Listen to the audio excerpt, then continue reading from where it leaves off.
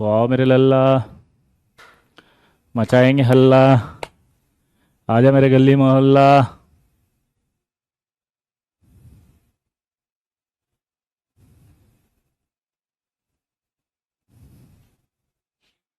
क्या मैं दिख रहा हूँ?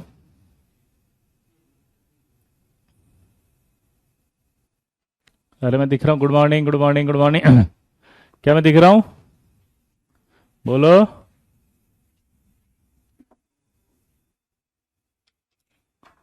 राधे राधे। अरे वाह, श्याम मिला दे। अरे राधे राधे, श्याम मिला दे। दिख रहा हूँ?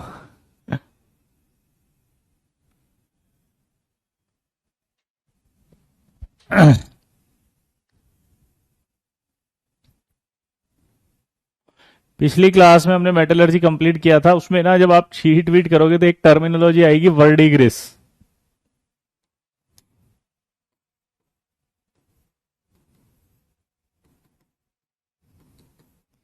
वर्डिग्रिस कुछ नहीं होता, बेसिक कॉपर एसीटेट को कहते हैं।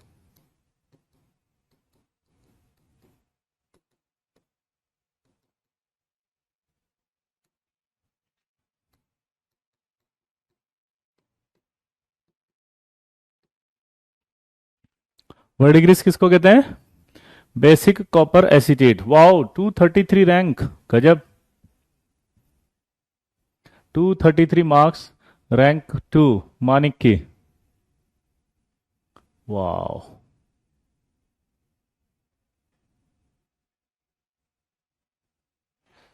आज से स्टार्ट कर सकते हो अनिकेत? हाँ।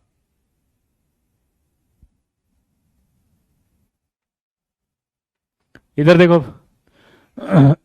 फर्स्ट रैंक किसकी आई जल्दी बताओ, 12th में जल्दी। हाय कृष्णा 19th रैंक, अरे वाह। मनस्विन की 4th रैंक, ओ वाओ। जल्दी जल्दी जल्दी, फर्स्ट किसकी आई फिर? इनऑर्गेनिक केमिस्ट्री से प्यार हो गया जब से आप पढ़ा रहे हो, वाह करीम।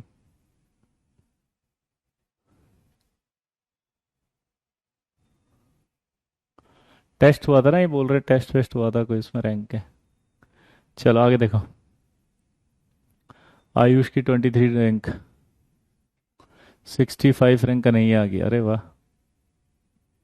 आगे चले। वर्डिग्रिस कुछ नहीं होता है। क्या होता है जल्दी बताओ? Basic copper acetate. इसमें क्या होता है, ध्यान सुनना। जब बारिश के समय, ठीक है, बारिश के समय जब हम क्या करते हैं, बोलो।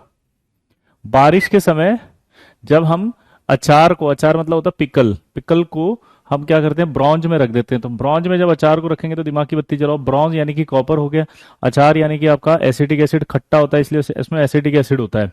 और बारिश के समय आपको पता है मॉइस्चर होती है, वाटर होगा। तो क्या होता है कि जब अंदर जाएंगे अचार भाई साहब, तो वो क्या करेंगे, अचार भाई साहब देंगे एसिटिक एसिड, ब्रॉन्ज में कॉपर आ जाएगा, और ऊपर मॉइस्चर है तो जो रिएक्ट कर लेंगे ये सब आपस में। जब आप सब रिएक्ट कर लेंगे तो रिएक्ट करने के बाद क्या बन जाएगा, ये रिएक्ट करने के बाद ये बेसिक कॉपर एसीटेट बन जाएगा। और ये जो बेसिक कॉपर एसीटेट बना, बोलो, ये जो बेसिक कॉपर एसीटेट बना, ये बेसिक कॉपर एसीटेट की ग्रीनिश लेयर आ जाती है ब्रॉन्ज में। क्या बोला जल्दी बताओ? ये बेसिक कॉपर एसीटेट की ग्रीनिश लेयर आ जाती है। क्या बोला जल्दी बताओ? ये बेसिक कॉपर एसीटेट की ग्रीनिश लेयर आ जाती है अंदर। तो जो ग्रीनिश लेयर है, जल्दी बोलो, ये जो ग्रीनिश लेयर है, वो ग्रीनिश लेयर जो है उसको कहा जाता है वर्डिग्रेस। ठीक है। इसी तरह से आप जब करोगे तो स्टेलाइट करके आएगा एक डाउट आपको, क्या आएगा, स्टेलाइट क्या होता है? तो स्टेलाइट एक अलॉय होती है जिसका इस्तेमाल सर्जिकल इंस्ट्रूमेंट्स बनाने में किया जाता है। सर्जिकल इंस्ट्रूमेंट्स मतलब होता है शल्य चिकित्सा के उपकरण बनाने में, शल्य चिकित्सा के उपकरण बनाने में। दोबारा बोलो, किसमें किया जाता है उसका यूज? शल्य चिकित्सा के उपकरण बनाने में, स्टेलाइट। तो आपको ये मिलेगा। इसके अलावा आपको एस्बेस्टोस मिलेगा। एस्बेस्टोस वगैरह के जब फॉर्मूले होंगे हम कहाँ पढ़ेंगे बताओ? पी ब्लॉक में। ठीक है। तो आपका जो डाउट आपके आएंगे वो खत्म होते चले गए। एस्बेस्टोस क्लियर हो जाएगा आपका, स्टेलाइट क्लियर हो जाएगा। ठीक है। इसके अलावा आपको मैंने बता दिया अभी वर्डिग्रीस है तो वर्डिग्रीस खत्म हो जाएगा। तो ये छोटे छोटे डाउट जो टर्मिनोलॉजी के हों ये धीरे धीरे खत्म हो जाएंगे, इसलिए शर्माना मत, टेंशन मत लेना। ठीक है। क्लियर दोस्तों? वर्डिग्रीस क्या होता है, क्लियर हो गया? आज एस ब्लॉक चालू करेंगे अब।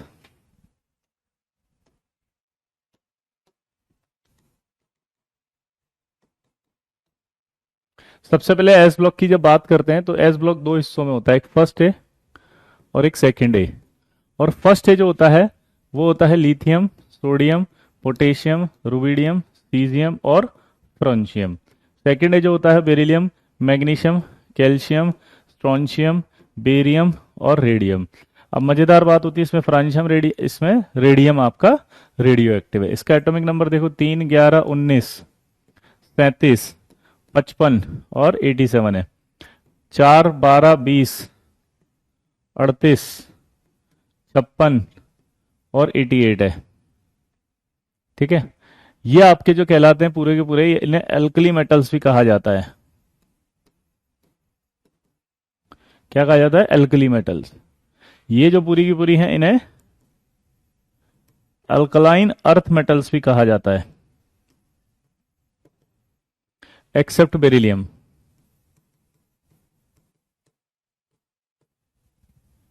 तो बेरिलियम को छोड़ करके ये अल्कलाइन अर्थ मेटल। हाइड्रोजन की पोजीशन फिक्स नहीं होती, इसलिए हाइड्रोजन एस ब्लॉक में नहीं रखा जाता। दोबारा बोलो, हाइड्रोजन की पोजीशन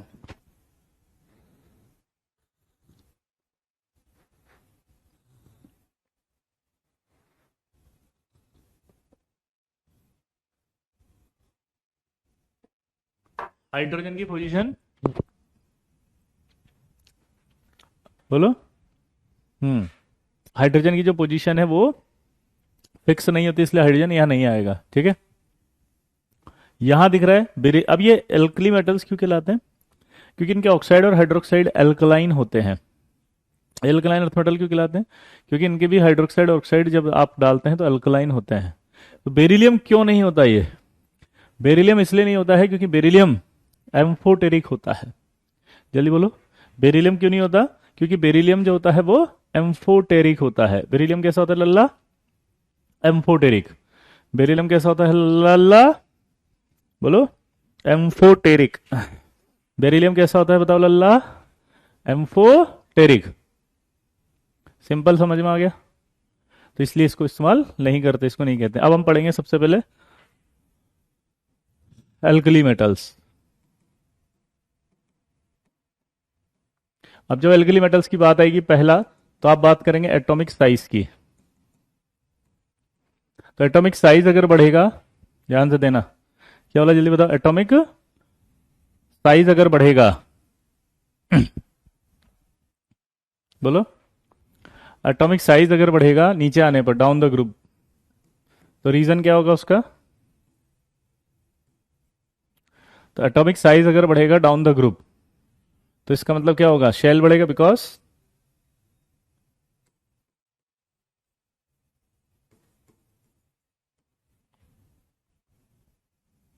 बोलो, एटॉमिक साइज इंक्रीज। ठीक है, down the group because shell increase. Clear? दूसरा अगर हम बात करेंगे आयनाइजेशन एनर्जी की, तो आयनाइजेशन एनर्जी जो नीचे आने पर डिक्रीज होगा बिकॉज शेल इंक्रीज होगा।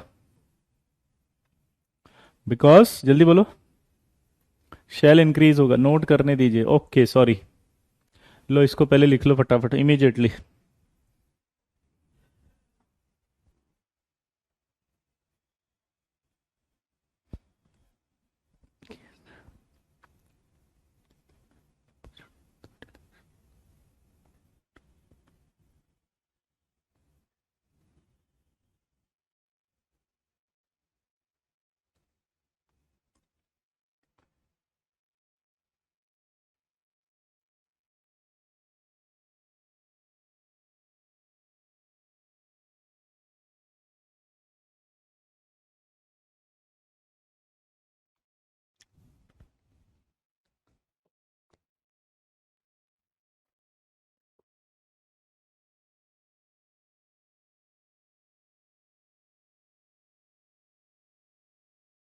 हो गया होगा आई थिंक।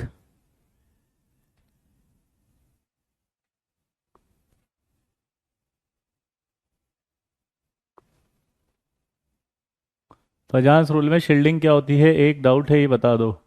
CuCl ज़्यादा अच्छा कोवेलेंट होगा ना बेटा, क्योंकि CuCl में स्यूडो इनर्ट गैस कॉन्फ़िगरेशन होता है। तो स्यूडो इनर्ट गैस कॉन्फ़िगरेशन जो होगा उसकी वजह से उसकी पोलराइजिंग पावर बढ़ जाएगी कॉपर की, तो वो ज़्यादा अच्छा कोवेलेंट होगा। सर 3 डॉट का सिग्निफिकेंस क्या होता है, कहाँ है 3 डॉट यहाँ पे?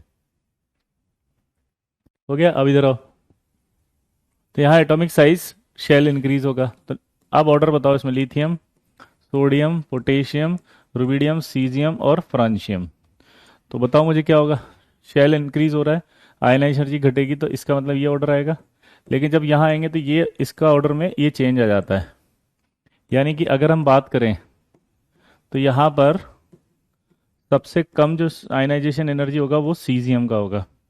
मैं यहीं पर सेकेंड ए वाला भी बता देता हूँ, beryllium, magnesium, calcium, strontium, barium और रेडियम। तो जब आप लिखोगे तो ये ज़्यादा हो जाता है।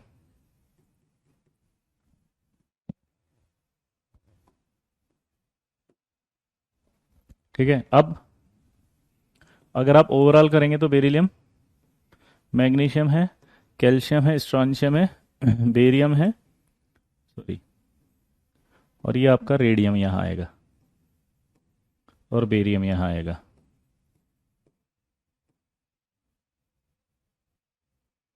ठीक है, अब ऐसा क्यों हुआ उसका रीज़न मैं आपको बता दूं। इन दोनों का रीज़न होता है due to poor shielding effect of 4f subshell. इसका रीज़न बताओ क्या होगा? Due to poor shielding effect of 4f subshell. ये न्यू चैप्टर चालू कर दिया ना रुद्रेश, एस ब्लॉक। नींद में हो क्या? मैं आप सबको बता दूं, हमने आज नया चैप्टर शुरू किया है। जिन भी महानुभावों का कोई भी बैकलॉग है या जो अतिथिगण आज प्रथम कक्षा में उपस्थित हुए हैं, जिन्होंने पहली बार ऐप को खोला है और जो आज फर्स्ट टाइम पधारे, उन सभी अतिथियों का मैं हृदय के गहन अंतःस्थल से इस नए अध्याय के अंदर आप सबका अभिनंदन करता हूं, हार्दिक स्वागत करता हूं।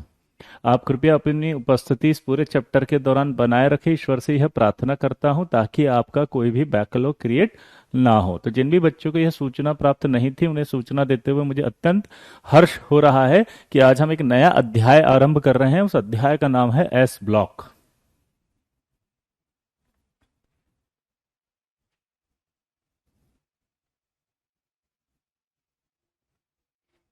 ज्योति एलिंगम के लिए आप एक बार और पढ़ोगे, आ जाएगा, है ना? और फिर उसके बाद सवाल ट्राई करो। जब आप सवाल ट्राई करेंगे तो अच्छे से आ जाएगा। क्लियर? अब इधर देखो, आयनाइजेशन एनर्जी का ऑर्डर है ये किसके ऑर्डर बनाए मैंने? आयनाइजेशन एनर्जी के। देखो, आप नीचे आने पर हमेशा डिक्रीज होगी, लेकिन जैसे ही आप यहां पधारेंगे तो फ्रांशियम ज्यादा हो रहा है। यहां डिक्रीज होगी, लेकिन जैसे ही यहां पर पधारेंगे रेडियम ज्यादा हो रहा है। क्लियर दोस्तों?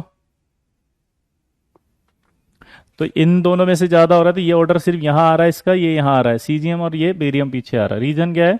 Due to poor shielding effect of 4f subshell. इसका क्या मतलब होता है वो समझते हैं हम। जब आप फ्रांशियम लिखोगे या आप रेडियम लिखोगे तो इसका 87 होगा, इसका 88 होगा। तो ये 4f होता है। ठीक है, जीनोन आएगा सबसे पहले, तो फिर ये 4f14 आएगा, 5d10 आएगा, 6s1 आ जाएगा। इसमें भी सेम यही होगा, ये जीनोन आएगा, 4f14 आएगा, 5d10 आएगा, 6s2 आएगा।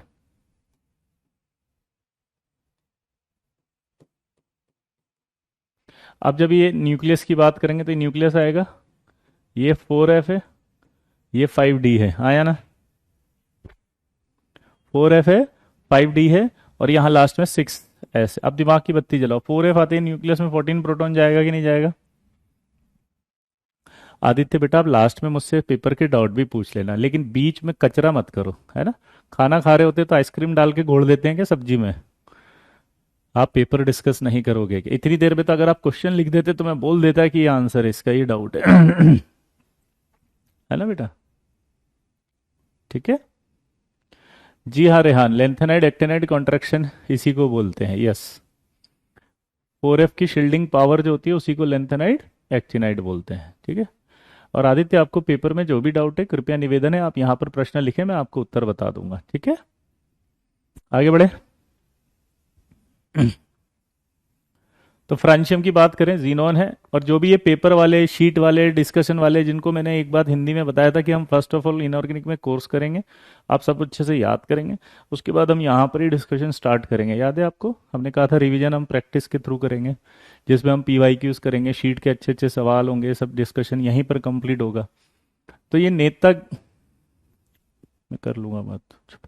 तो अभी आप जो है फोकस करो इस पर, कंटेंट जो आ रहा है उस पर, थ्योरी पर, है ना बेटा। जितना अच्छे से आप याद करेंगे, आपको सारा कंटेंट याद हो जाएगा, उसके बाद सवाल करने में मजा आएगा। क्योंकि inorganic is just about learning, practice बाद में की जाती है उसमें, है ना। चलिए अब इधर देखो, तो 14 है, अगर प्रोटॉन यहां आ गए न्यूक्लियस में तो F की शील्डिंग पावर कम है तो रुकेगा नहीं, D भी नहीं रोक पाएगा, सीधा S पर जाएगा। तो S पर जाते ही न्यूक्लियस का जो अट्रैक्शन होगा वो S पर लग जाएगा। अगर न्यूक्लियस का जो अट्रैक्शन है वो S पर लग गया तो क्या होगा सोचो।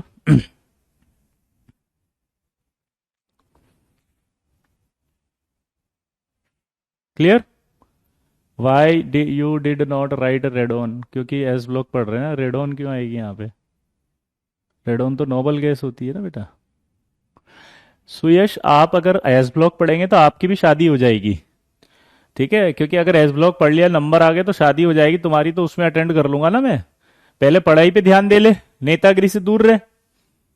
मोहित कह रहा है शील्डिंग समझ में नहीं आया। शील्डिंग का मतलब होता है न्यूक्लियर चार्ज को रोकने की पावर। दोबारा बोलो, शील्डिंग का मतलब क्या होता है, बताओ बेटा, बोलो। ये न्यूक्लियर चार्ज उसे रोकने की पावर, सबसे ज्यादा पावर एस में होती है, फिर पी में, फिर डी में और फिर एफ में। यानी कि सबसे कम न्यूक्लियर चार्ज होता है, उसको रोकने की जो पावर है वो किस में होती है बताओ, एस में। और सबसे कम किस में होती है जल्दी बताओ, एफ में। सबसे ज्यादा न्यूक्लियर चार्ज को रोकने की पावर किस में है जल्दी बताओ, एस में। सबसे कम रोकने की पावर किस में है, एफ में। तो जब एफ आता है तो 14 इलेक्ट्रॉन इसमें आते हैं, तो जितने इलेक्ट्रॉन बढ़ते हैं उतने प्रोटॉन बढ़ते हैं। तो जैसे ही यहां देखोगे आप 14 प्रोटॉन बढ़ जाएंगे। जैसे ही 14 प्रोटॉन बढ़ेंगे तो न्यूक्लियर चार्ज आपके बढ़ेगा, एफ रोक नहीं पाएगा। डी की शील्डिंग पावर भी कम है, सीधा वो एस पर जाएगा, एस पर जाके एस के इलेक्ट्रॉन को खींचेगा। तो जब एस के इलेक्ट्रॉन को खींचेगा तो एस के इलेक्ट्रॉन को निकालने में मुश्किल हो जाती है। इलेक्ट्रॉन निकालने में मुश्किल होने का मतलब क्या निकला, आयनाइजेशन एनर्जी बढ़ जाती है। बोलो जल्दी। एफ एस के इलेक्ट्रॉन को निकालना मतलब उसकी आयनाइजेशन एनर्जी बढ़ जाती है। तो ये यहां पर यही लिखा है मैंने कि सीजियम और फ्रांशियम में किसकी ज्यादा हो गई जल्दी बताओ, फ्रांशियम की। इसी तरह से रेडियम और बेरियम में किसकी ज्यादा हो गई, रेडियम की। तो रीजन आपसे पूछेगा कि क्यों हुआ ऐसा, बताओ। रेडियस सेम रहेगी, रेडियस में कोई फर्क नहीं पड़ रहा, शेल को खींच के छोटा नहीं कर रहा है, वो अट्रैक्शन लगा रहा है इलेक्ट्रॉन पे, जिससे उस इलेक्ट्रॉन को निकालना मुश्किल हो रहा है। ठीक है रघुवरन, हाँ साइज में कोई फर्क नहीं पड़ेगा, साइज सेम है, आयनाइजेशन एनर्जी में फर्क पड़ा है सिर्फ।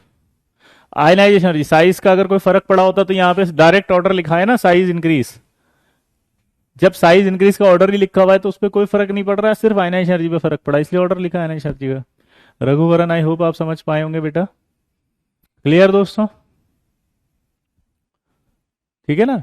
आगे बढ़े, साइज के बाद अब आएगा आपका डेंसिटी। डेंसिटी बराबर होता है M/V। मास ज्यादा, वॉल्यूम ज्यादा। अगर मास और वॉल्यूम दोनों ज्यादा लेकिन मास ज्यादा, तो डेंसिटी इंक्रीज होगी डाउन द ग्रुप।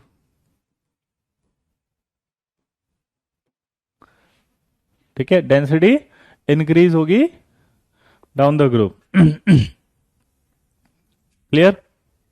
सीजियम का लिखिए एक बार, सीजियम में 55 आता है बेटा, तो 4F तो आएगा नहीं, और 4F नहीं आएगा तो क्या होगा,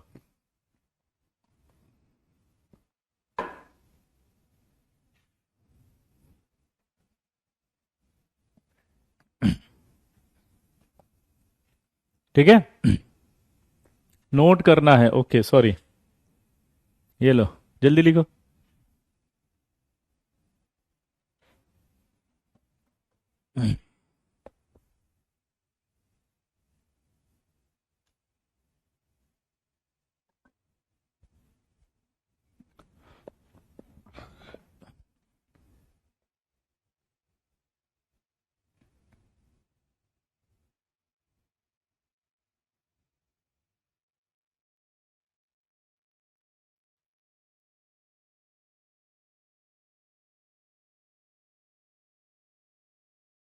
आ गया, अब इधर देखो, लिख लिया। अब डेंसिटी की बात कर रहे थे हम। डेंसिटी में क्या होता है, मास बढ़ेगा, वॉल्यूम बढ़ेगा, तो डेंसिटी इंक्रीज होगी डाउन द ग्रुप, क्योंकि मास ज्यादा बढ़ा है, ठीक है, और वॉल्यूम कम बढ़ा है। देखो कैसे, अगर आप इधर ध्यान दोगे तो आपको क्या दिख रहा है, 3 11, डिफरेंस देखना जरा 8। यहां से यहां जाओगे तो भी कितना है, 8। लेकिन यहां से यहां जाओगे तो कितना है, 18। यहां से यहां जाओगे तो 18, यहां से यहां जाओगे तो 32। तो आप दिमाग की बत्ती जला के मुझे बता दो, अगर आप नीचे आते हो तो शेल एक एक करके बढ़ रहा है, फील आ रही है, बोलो, एक एक करके शेल बढ़ रहा है, देखो आया ना। भव्यदीप कह रहे हैं कि ये सारी चीज तो आरबी में होगी, आरबी में नहीं होगी बेटा, आरबी में 37 ही है, कहां से आ जाएगा 4F। थोड़ा तो दिमाग लगाओ बे। तुम भिंडी की सब्जी को मिर्ची बोल के खा जाओगे तो तुम्हारी गलती है, भिंडी और मिर्ची एक जैसी लग रही, कहां से आ जाएगा, 4F ही नहीं आता उसमें, 37 एटॉमिक नंबर में कहां से आ जाएगा बे कुछ भी। यहां देखो, यहां से नीचे आओ, ऐसा नहीं लग रहा, शेल तो एक एक करके बढ़ रहा है, लेकिन मास देखो, पहले 8 8, फिर 18 18, फिर 32 बढ़ गया, यानी मास ज्यादा बढ़ रहा है। यानी कि जब हम नीचे आ रहे हैं तो मास भी बढ़ रहा है, वॉल्यूम भी बढ़ रहा है, लेकिन मास ज्यादा बढ़ रहा है वॉल्यूम से। तो इस हिसाब से आप देखो क्या मतलब निकला इसका, ये बढ़ेगा ज्यादा तो डेंसिटी भी बढ़ेगी। तो डेंसिटी का ऑर्डर देखो, lithium, sodium, potassium, rubidium, caesium, नीचे आने पर बढ़ रहा है। तो ये और ये, लेकिन यहां पर एक इंपॉर्टेंट बात आ गई कि डेंसिटी ऑफ सोडियम जो है वो डेंसिटी ऑफ पोटेशियम से ज्यादा होती है। क्या बोला जल्दी बताओ, कि डेंसिटी ऑफ सोडियम जो होती है वो इसकी ज्यादा होती है। अभिषेक कह रहा है शील्डिंग पावर की सीरीज क्या होगी, अभी तो बताया, एस सबसे ज्यादा शील्ड करेगा, फिर पी करेगा, फिर डी करेगा, फिर एफ करेगा, है ना। केमिकल बॉन्डिंग में फजांस रूल पढ़ाया था, आप लोगों से रिक्वेस्ट है कि वो पढ़ कर आए जल्दी से, ठीक है ना अभिषेक, अगर वो आप पढ़ कर आएंगे और अच्छा होगा। तो अब देख के बताओ यहां पर क्या हुआ, तो डेंसिटी ऑफ सोडियम जो होगी वो ज्यादा होगा डेंसिटी ऑफ पोटेशियम से। क्लियर।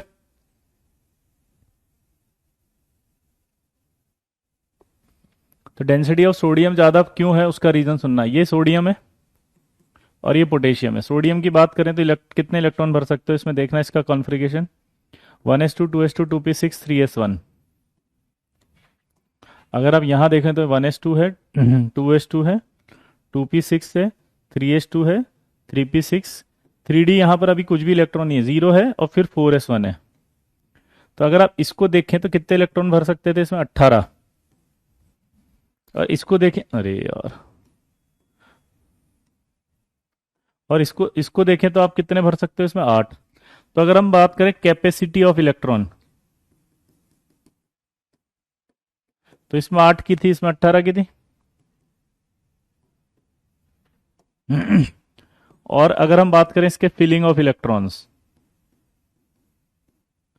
तो फिलिंग ऑफ इलेक्ट्रॉन्स की बात करें तो इसमें क्या था, 18,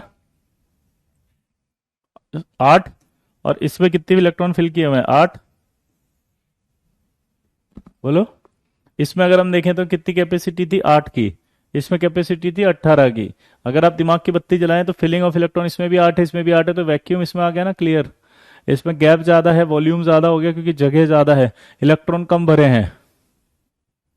दोबारा बोलो, अगर आप ध्यान से देखें तो इसमें इलेक्ट्रॉन कम भरे हुए हैं, और अगर कम भरे हुए हैं तो इस हिसाब से क्या मतलब निकला कि इसके अंदर वॉल्यूम बढ़ जाएगा, और वॉल्यूम बढ़ेगा तो इसका डेंसिटी कम हो जाएगा। तो ऑर्डर अगर ऐसे देखें तो क्या बनेगा फिर, यहाँ पोटेशियम, यहाँ सोडियम, फिर रुबिडियम, और फिर सीजियम। तो पोटेशियम और सोडियम की जो पोजीशन है वो चेंज हो गई। हाँ या ना, किसकी पोजीशन चेंज होगी बताओ, पोटेशियम और सोडियम की पोजीशन चेंज होगी, ठीक है। तो इस तरह से अगर डेंसिटी की बात करेगा तो बता दोगे पहली बार में यहाँ चेंज हुआ है ऐसा, क्योंकि यहां पर डी आया नहीं, फर्स्ट टाइम यहां डी इंट्रोड्यूस हो गया। दोबारा बोलो, यहां पर डी आया नहीं, पहली बार ऐसा हुआ कि डी इंट्रोड्यूस हो गया। तो यहां डी नहीं था, यहां डी आ गया, तो 18 इलेक्ट्रॉन भर सकते थे, जैसे एक सूटकेस है, सूटकेस में आप जब भरते हो पूरा पैक कर देते हो उसको, तो उसकी डेंसिटी ज्यादा होती है। लेकिन अगर मान लो आप सूटकेस के अंदर बहुत कम सामान भरो तो उसमें जगह होती है, तो डेंसिटी क्या होगी, कम, क्योंकि उसमें और भर सकते हो आप आगे, डेंसिटी कम हो गई तो आप उसमें और भर सकते हो आगे, ठीक है। डेंसिटी के बाद अब आता है मेटेलिक बॉन्ड स्ट्रेंथ। तो metallic bond strength directly proportional to होता है नंबर ऑफ अनपेड इलेक्ट्रॉन, और डायरेक्टली प्रोपोर्शनल टू होता है 1/साइज। अब मुझे बताओ, जब आप मेटेलिक बॉन्ड स्ट्रेंथ की बात करोगे तो आपको क्या दिख रहा है? नंबर ऑफ अनपेड इलेक्ट्रॉन, सारे के सारे फर्स्ट ए के अंदर तो एक ही अनपेड इलेक्ट्रॉन है, सारे के सारों में एक ही अनपेड इलेक्ट्रॉन है, क्योंकि जनरल कॉन्फ़िगरेशन देखोगे तो सब में NS1 आएगा, एक इलेक्ट्रॉन। तो सब में एक इलेक्ट्रॉन है, लेकिन साइज अलग है, नीचे आने पर साइज बढ़ रहा है। तो नीचे आने पर अगर साइज बढ़ेगा तो सोचो क्या होगा? साइज अगर बढ़ेगा तो उसका मतलब क्या होगा? मेटेलिक बॉन्ड स्ट्रेंथ कम हो जाएगी। साइज अगर बढ़ेगा तो क्या होगा बताओ? मेटेलिक बॉन्ड स्ट्रेंथ कम हो जाएगी। तो order of metallic bond strength का मतलब बताओ क्या होगा? ऑब्वियस सी बात है, lithium, sodium, potassium, rubidium, caesium, ये और ये आएगा इसका, और फ्रांशियम तो और कम हो जाएगा, हाँ या ना? तो order of metallic bond strength की बात करेंगे तो क्या होगा? ये लिथियम है, सोडियम है, पोटेशियम है, रुबिडियम, सीजियम और फ्रांशियम है। पक्का? हाँ या ना? अब अगर मैं बात करूं मेल्टिंग पॉइंट और बॉइलिंग पॉइंट की, तो पता है आपको मेल्टिंग पॉइंट और बॉइलिंग पॉइंट भी डायरेक्टली प्रोपोर्शनल टू होते हैं मेटेलिक बॉन्ड स्ट्रेंथ के। ठीक है, इस एमबीएस का फुल फॉर्म लिख देता हूं, कईयों को फिर कंफ्यूजन होगा।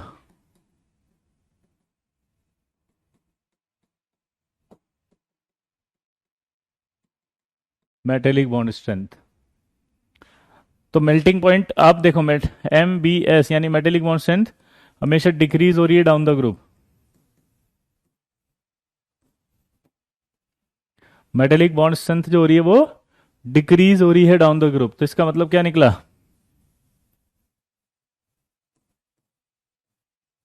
सो मेल्टिंग पॉइंट क्या होगा? बॉइलिंग पॉइंट भी क्या होगा? डिक्रीज। तो ऑर्डर क्या बनेगा? Lithium, sodium, potassium, rubidium, caesium और फ्रांशियम, ऑर्डर यही बनेगा सेम। और इतनी कम मेटेलिक बॉन्ड स्ट्रेंथ होती है कि ये लिक्विड हो जाता है एट 27 डिग्री सेंटीग्रेड के आसपास।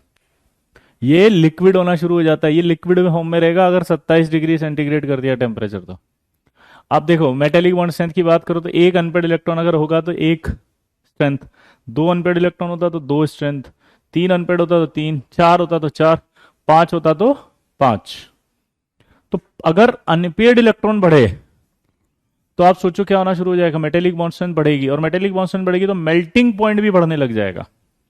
तो अगर मैं एक सवाल पूछूं जैसे एल्यूमिनियम है, और एक सवाल में पूछूं क्रोमियम है, तो अब दिमाग की बत्ती जला के बताओ किसका मेल्टिंग पॉइंट ज्यादा होगा? सोचो, ये मेटलर्जी में क्वेश्चन मिलेगा आपको शीट में, असर्शन रीजन का, उसमें ये सवाल आएगा कि एल्यूमिनियम और क्रोमियम या आयरन जो भी दे देगा वो, उसका मेल्टिंग पॉइंट कंपेयर करने के लिए आएगा मेटलर्जी में। तो दिमाग की बत्ती जलाओ, देखिए किसका ज्यादा होगा। और इसका लॉजिक अब आपको समझ में आ गया कि क्रोमियम का ज्यादा होगा, बिकॉज क्रोमियम के अनपेड इलेक्ट्रॉन सबसे ज्यादा हैं। ठीक है, पहला। दूसरा, अगर मैं बोलूं क्रोमियम का मेल्टिंग पॉइंट ज्यादा होगा पूरी डी ब्लॉक में या जिंक का, सोचो, तो आपको समझ में आएगा कि जिंक में तो एक भी, एल्यूमिनियम का नहीं है, कौन है ये? एल्यूमिनियम में 3 अनपेड इलेक्ट्रॉन होते हैं सिर्फ। क्रोमियम में देखोगे तो 3d5 4s1, 6 अनपेड इलेक्ट्रॉन होंगे। 6 अनपेड इलेक्ट्रॉन होंगे तो पता है पूरी डी ब्लॉक के अंदर क्रोमियम वाली सीरीज जो होगी, क्रोमियम, मोलिब्डेनम और टंगस्टन, इन तीनों का मेल्टिंग पॉइंट सबसे हाई होगा। अब आप बात करो क्रोमियम और जिंक में, तो जिंक में एक भी अनपेड इलेक्ट्रॉन नहीं है, क्योंकि कॉन्फ़िगरेशन देखोगे तो 3d10 4s2 है।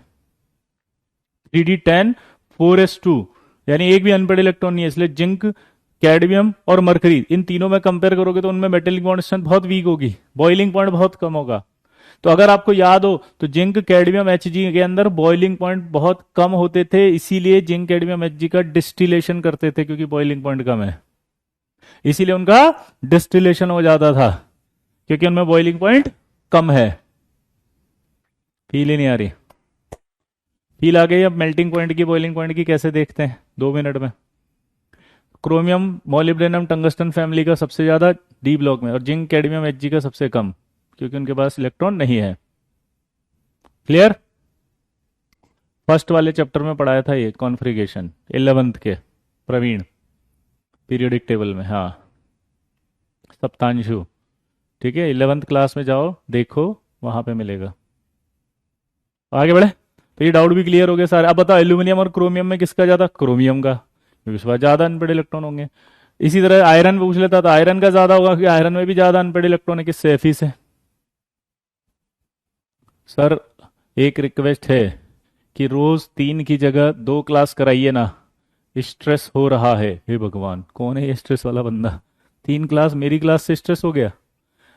कितने बच्चे कह रहे हैं? सही कह रहा है क्या ये? बोलो, 3 की जगह 2 करा दें?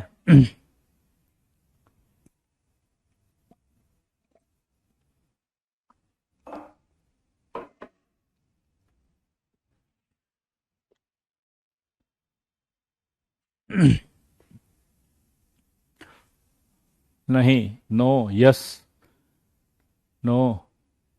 आपकी क्लास में तो मजा आता है sir. No, no, no, no, no, no.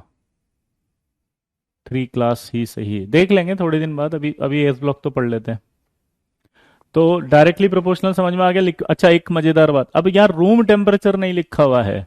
Francium room temperature पे नहीं होता। रूम टेम्परेचर पे तो सिर्फ 2 ही होते हैं, एक तो मरकरी आएगा, एक ब्रोमीन आएगा। रूम टेम्परेचर पे तो मरकरी और ब्रोमीन है। ये नहीं, ये तो 27 डिग्री पे है, रूम टेम्परेचर 25 डिग्री होता है। जल्दी बोलो। क्लियर? रूम टेम्परेचर तो मरकरी होगा और वो होगा, ये 27 डिग्री, ये नहीं होगा। ठीक है, आगे बढ़े। तो मेल्टिंग पॉइंट, बॉइलिंग पॉइंट हो गया। इसके बाद है सॉफ्टनेस। तो दीज मेटल्स आर सॉफ्ट। दिमाग की बत्ती जलेगी, क्यों सॉफ्ट है? एक अनपेड इलेक्ट्रॉन है, मेटेलिक बॉन्ड स्ट्रेंथ बहुत वीक होगी, तो इसका मतलब ये सॉफ्ट नहीं होनी है। और सोडियम तो इतना सॉफ्ट होता है कि जैसे ही आप उसमें नाइफ लगाते हैं तो बटर की तरह कट जाता है। खच, खच, खच, खच। फील आ रही है कोई? दोबारा बोलो। अनपेड इलेक्ट्रॉन पे क्यों डिपेंड करता है समझना। एक अनपेड इलेक्ट्रॉन होगा तो एक ही तो बॉन्ड बनेगा, 2 अनपेड होंगे तो 2 बने, 3 अनपेड तो 3, 4 अनपेड तो 4, 5 अनपेड तो 5।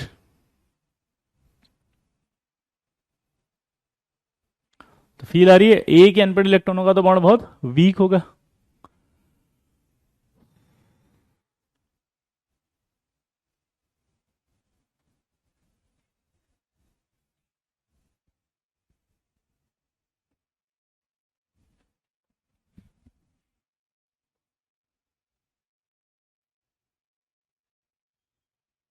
फील आ गई? अब देखो, these metals are soft and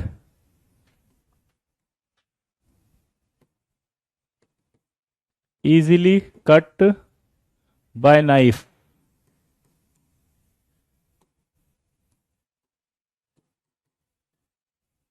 उसके बाद क्या होता है? दीज मेटल्स हैव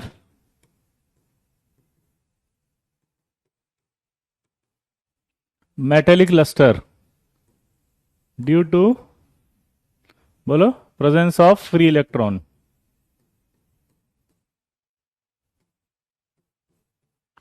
अब देखो, इनके पास एक अनपेड इलेक्ट्रॉन है, तो क्रिस्टल में एक अनपेड इलेक्ट्रॉन ऐसे घूमता रहेगा। ऑसिलेशन भी बोल सकते हो आप इसको। अगर वो ऑसिलेशन करता रहेगा, तो ऑसिलेशन करेगा तो क्या होगा? जब वो ऐसे ऐसे मूवमेंट करेगा तो एनर्जी रिलीज होगी। एनर्जी रिलीज होगी तो धातुएं चमकदार होती है। इसको हिंदी में बोलते हैं मेटेलिक लस्टर। का हिंदी अर्थ क्या हुआ? कि ये धातुएं चमकदार होती है। दोबारा बोलो। ये धातुएं चमकदार होती हैं। दोबारा बोलो। ये धातुएं चमकदार होती हैं।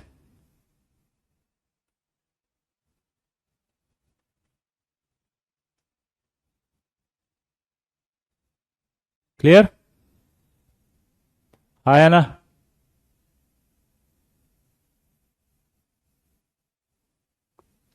तो क्या लिख रहा है बताओ? These metals are soft and easily cut by knife. These metals have metallic lustre due to presence of free electron. इसको ऐसे भी बोल सकते हैं, these metals have metallic lustre due to oscillation of free electron. क्या बोल सकते हैं? Oscillation of free electrons. क्या बोल सकते हैं? Oscillation of free electron. ठीक है, अगला। अब क्रिस्टलाइन स्ट्रक्चर की बात कर लो।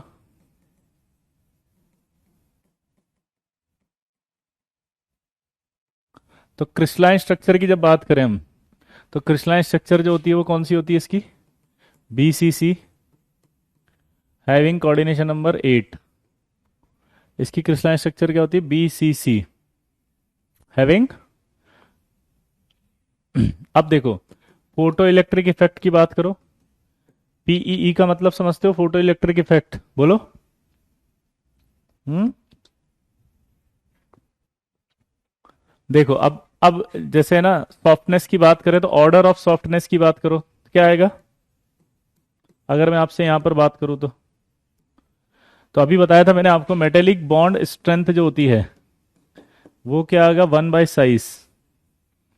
तो ऑर्डर ऑफ सॉफ्टनेस क्या बनेगी? Lithium, sodium, potassium, rubidium, caesium. तो अगर मैं ऑर्डर ऐसे लिखूंगा तो ऐसा नहीं लग रहा लिथियम तो हार्डर होगा बाकियों से?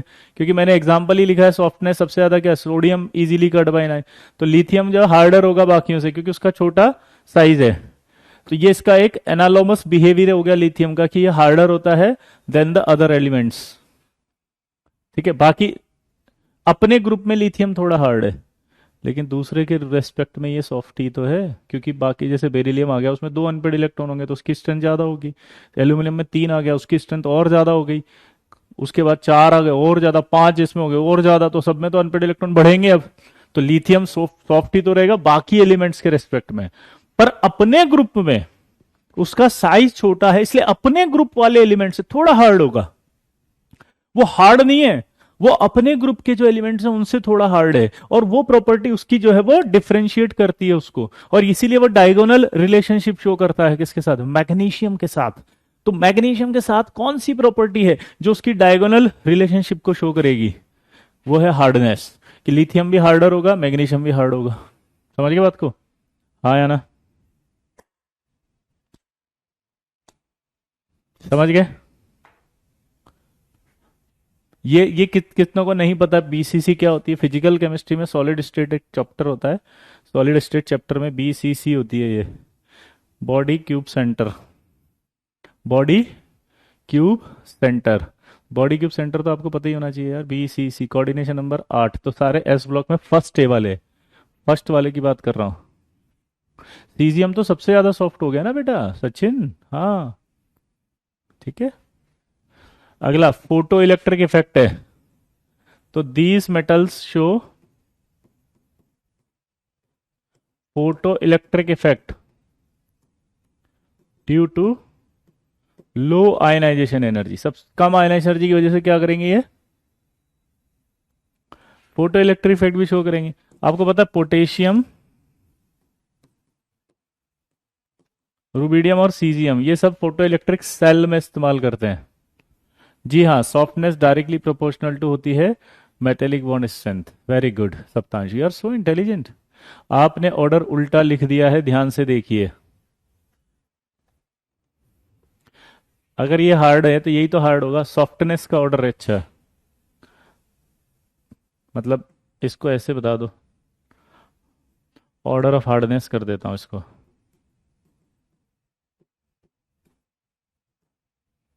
ठीक है, क्लियर? अभी ठीक हो गया? ऑर्डर ऑफ हार्डनेस सबसे ज्यादा हार्ड ये होगा।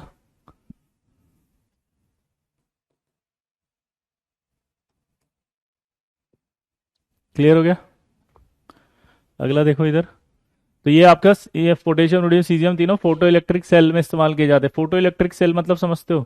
जब हम लाइट डालेंगे ना, तो लाइट डालने पर इसमें से इलेक्ट्रॉन बाहर निकलेंगे मेटल में से। लाइट डालने पर क्या होगा बताओ? ये लाइट डली और ये तुरंत आपके इलेक्ट्रॉन निकला, this is called photo electric effect. तो जिसका आयनाइज एनर्जी कम होगा वो ज्यादा करेगा। फ्रांशियम रेडियो एक्टिव होता है सोलंकी, तो हम उसकी प्रॉपर्टीज को बार बार नहीं लिखते हैं। ठीक है, और अभी अभी आपने पढ़ा था आयनाइज एनर्जी फ्रांशियम का भी ज्यादा होता है सीजियम से। ठीक है, अगर इन तीनों में से एक सिंगल करेक्ट आपको देना हो तो किसको बेटर देंगे आंसर में? सिंगल करेक्ट में आप उनसे देना है तो किसको देंगे? तो सीजियम को देंगे। ठीक है, अरे ये क्या हुआ? अगला आएगा flame test.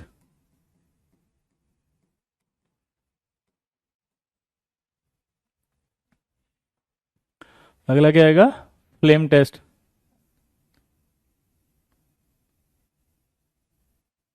Hmm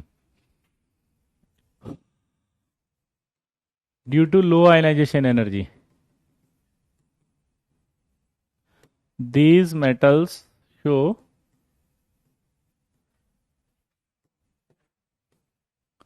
colors in flame.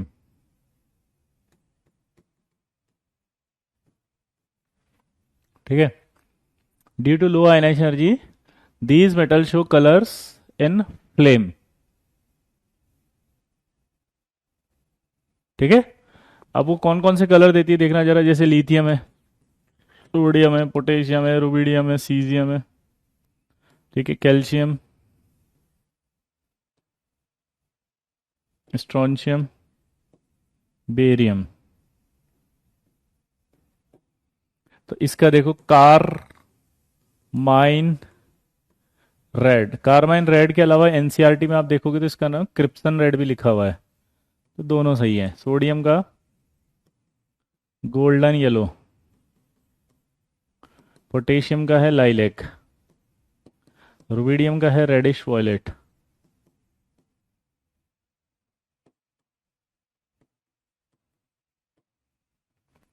Caesium का है ब्लू, कैल्शियम का है ब्रिक रेड,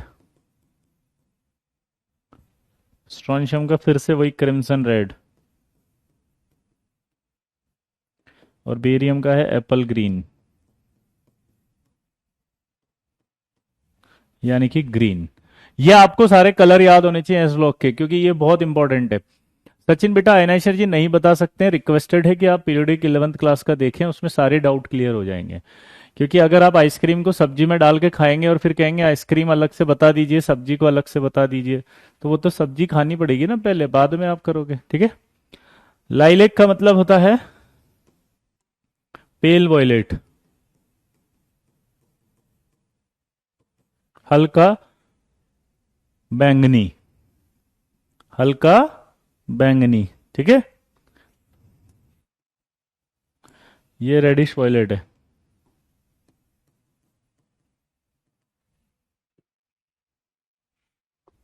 हो गया, जल्दी बताओ। ये कलर याद कर लोगे क्योंकि इनकी आयनाइजेशन एनर्जी कम होती है। ठीक है, इसका एक लॉजिक मैं सॉल्ट एनालिसिस में भी दूंगा, जब वहां फ्लेम टेस्ट पढ़ाऊंगा तो और डिटेल में बताऊंगा डेप्थ में कि क्या होता है वहां, कैसे होता है, कैसे कलर निकलेगा, लैब में कैसे करेंगे आप इस टेस्ट को। एप्पल ग्रीन मतलब हरा कलर का जो होता है ना, एप्पल, कच्चे एप्पल जो होते हैं ग्रीन ग्रीन, वैसा।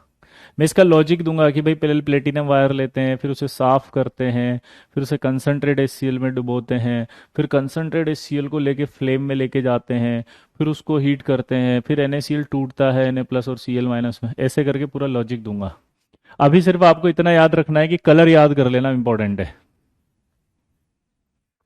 बस। बिल्कुल सही लिखा है इसने, मोहित ने। आपने बोला करने का तो करने का, बस बोला याद करने का, याद कर लो। एक्सप्लेनेशन अपन देगा कहाँ, सॉल्ट में देगा। ठीक है, अब यहाँ एक नोट आएगा, मैंने एस ब्लॉक में आपको ये भी लिखवा दिए तीनों, क्योंकि ये तीन देते हैं। अब नोट करके आप क्या लिखोगे कि beryllium and magnesium do not show flame test due to their high ionisation energy. वो इलेक्ट्रॉन निकलेगा ही नहीं उनमें से, फ्लेम जो होगी उसमें से इलेक्ट्रॉन ही नहीं निकलेगा, और अगर इलेक्ट्रॉन नहीं निकलेगा तो क्या होगा बताओ, वो आयनाइजेशन एनर्जी शो, वो आपके फ्लेम टेस्ट नहीं देंगे।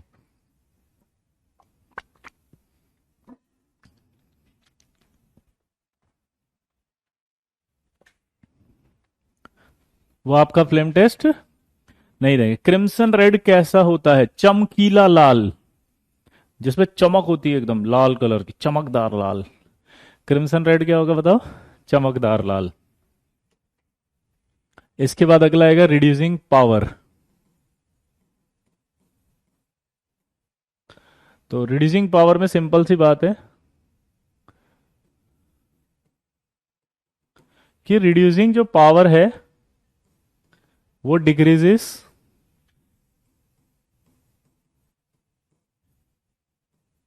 Down the group. दोबारा बोलो, रिड्यूसिंग पावर जो होगी decrease, sorry, reducing power increases down the group.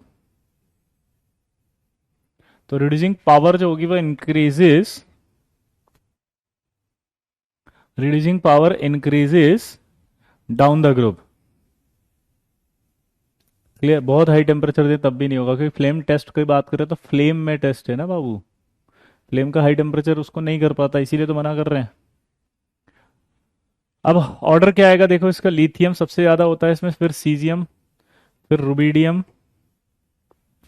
सबसे ज्यादा लिथियम होगा, फिर सीजियम होगा, फिर रुबिडियम होगा, फिर पोटेशियम होगा, फिर सोडियम होगा। अब जो रिड्यूसिंग पावर सबसे ज्यादा आती है उसका ऑर्डर लिथियम में क्यों आता है, उसका रीजन होता है due to high hydration energy. अब मैं आपको इसका लॉजिक बताता हूं कि कैसे रिड्यूसिंग पावर देखते हैं। सबसे पहले आपको ये समझना पड़ेगा दो सवाल, कि अगर मेटल से मेटल प्लस प्लस इलेक्ट्रॉन बनता है तो इस प्रोसेस को कहते हैं हम ऑक्सीडेशन, और अगर ये आपका मेटल से इलेक्ट्रॉन बन गया तो इसको कहते हैं अपन रिडक्शन। अब आप मुझे बताओ, यहां से यहां गया तो ये क्या हुआ, ऑक्सीडेशन। आप देखो यहां से ये यहां गया तो ऑक्सीडेशन है, तो जिसका ऑक्सीडेशन होता है वो क्या होता है, रिड्यूसिंग एजेंट। या इसका रिडक्शन हुआ, जिसका रिडक्शन होता है वो खुद होता है ऑक्सीडाइजिंग एजेंट। तो अगर आप ध्यान से देखें तो जिसका आयनाइजेशन एनर्जी कम होगा, वो आयनाइजेशन एनर्जी किसका कम होगा, वो इलेक्ट्रॉन आसानी से निकालेगा। फील आ रही है कुछ कुछ? जिसका आयनाइजेशन एनर्जी कम होगा वो इलेक्ट्रॉन आसानी से निकालेगा। दोबारा बोलो। जिसका आयनाइजेशन एनर्जी कम होगा वो इलेक्ट्रॉन आसानी से निकालेगा। जिसका आयनाइजेशन एनर्जी कम होगा वो यहां से इलेक्ट्रॉन आसानी से निकालेगा। तो इस हिसाब से तो क्या होना चाहिए था मेरा, सबसे आसानी से इलेक्ट्रॉन तो ये निकालेगा क्योंकि आयनाइजेशन एनर्जी सबसे कम है। तो इसका मतलब ये होता है कि आंसर में सबसे आगे आना चाहिए था सीजियम। पर डाउट ये है कि सीजियम क्यों आया, लिथियम क्यों आ रहा है सबसे आगे। क्वेश्चन को समझना पड़ेगा आंसर से पहले, क्वेश्चन को समझना पड़ेगा आंसर से पहले, कि सर लिथियम क्यों आ रहा है। इसकी जगह तो आना चाहिए था सीजियम आगे। फील आ रही है कुछ कुछ?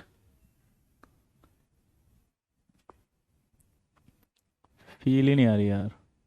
नहीं नहीं, मैं बताऊंगा।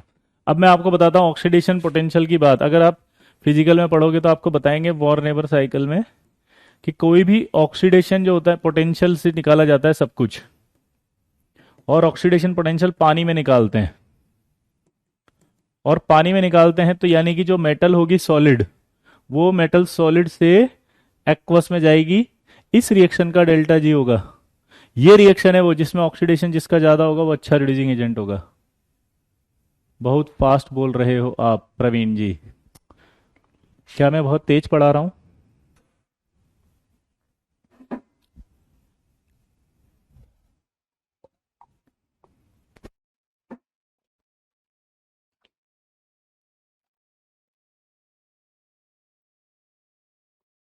तो यहां से यहां जाएंगे तो ये इसका रिएक्शन, यहां से यहां जाएंगे तो इसका ये ऑक्सीडेशन हुआ है।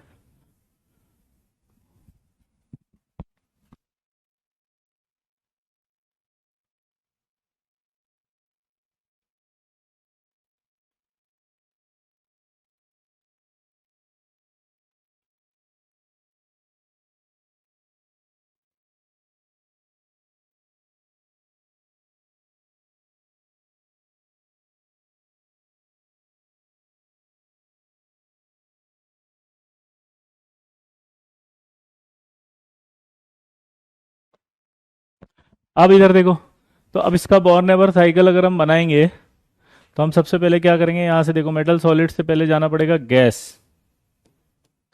तो यहां चाहिए मुझे आयनाइजेशन एनर्जी। इस गैस से जब मैं उधर जाऊंगा तो मुझे चाहिएगा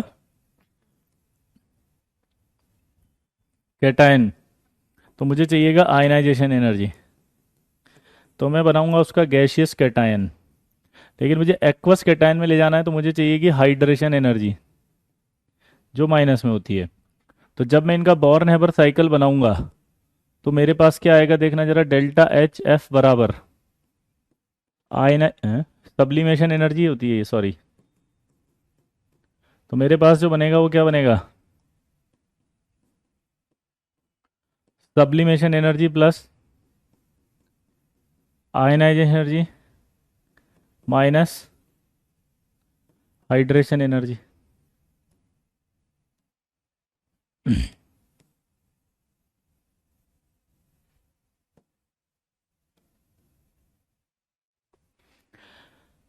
हाइड्रेशन एनर्जी बराबर, सॉरी ये हीट ऑफ फॉर्मेशन से डेल्टा एच होगा सब्लिमेशन एनर्जी, फिर आयनाइजेशन एनर्जी, और फिर हाइड्रेशन एनर्जी में आएगा। अब चूंकि लिथियम जो है, लिथियम का स्मॉल साइज होगा, तो चार्ज की डेंसिटी ज्यादा होगी। चार्ज डेंसिटी जिसकी ज्यादा होगी वो पानी को ज्यादा खींचेगा अपने पास। चार्ज डेंसिटी जिसकी ज्यादा होगी वो पानी को खींचेगा अपनी ओर, तो पानी को जब ज्यादा खींचेगा तो पानी को खींचते खींचते हाइड्रोजन एनर्जी ज्यादा होगी भयंकर। तो हाइड्रोजन एनर्जी बहुत ज्यादा होगी, इसलिए डेल्टा एच नेगेटिव हो जाएगा बहुत ज्यादा। ये डेल्टा एच नेगेटिव होगा तो डेल्टा एच एफ भी नेगेटिव होगा। और आपको फिजिकल में पढ़ाया होगा कि डेल्टा जी बराबर होता है delta H minus T delta S.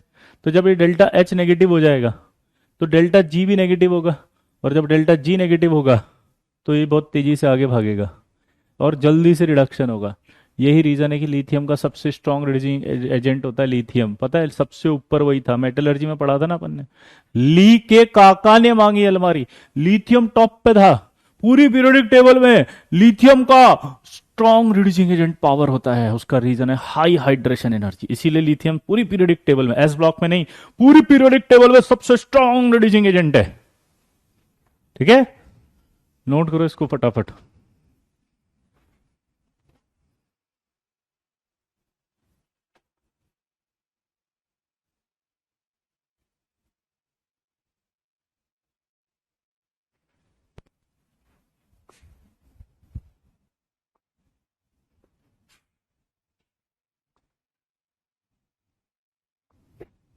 Clear? Chat क्यों नहीं आ रही यार? वाओ, कहने की आई सबसे पहले। क्लियर?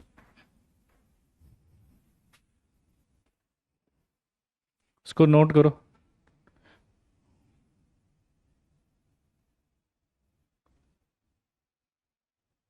तो इसलिए लिथियम सबसे आगे, ध्यान रखना।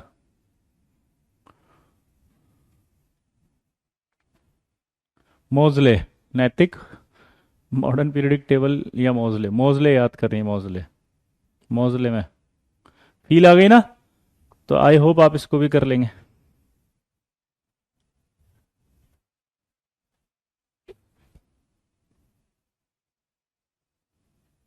लिख लिया?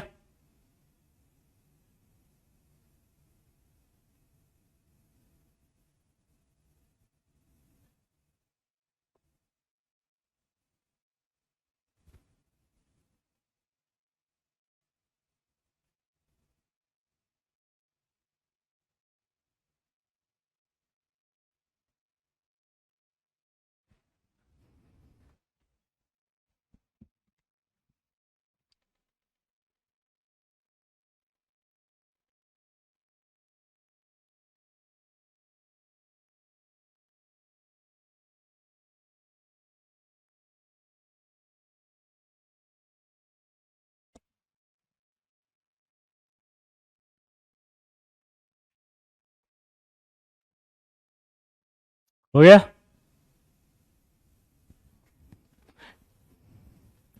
ये आपकी एक तरह से इसकी फिजिकल प्रॉपर्टीज कंप्लीट हो गई। कौन सी प्रॉपर्टी? फिजिकल। अब आएगा केमिकल प्रॉपर्टीज। अच्छा मुझे बताओ कि ये जो एलिम प्रॉपर्टीज हैं, क्या बताया बताओ? ये जो प्रॉपर्टीज हैं उनमें क्या होगा बताओ?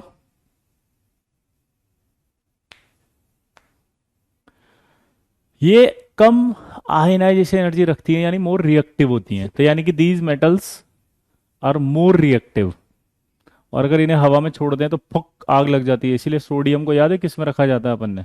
कैरोसिन में। इसीलिए याद है सोडियम को किस में रखा था बताओ? कैरोसिन में। इसीलिए जल्दी बताओ किस में रखा था? सर हाइड्रेशन एनर्जी नेगेटिव क्यों? बेटा अगर मान लीजिए कोई एनर्जी रिलीज होती है ना तो उसका साइन नेगेटिव होता है।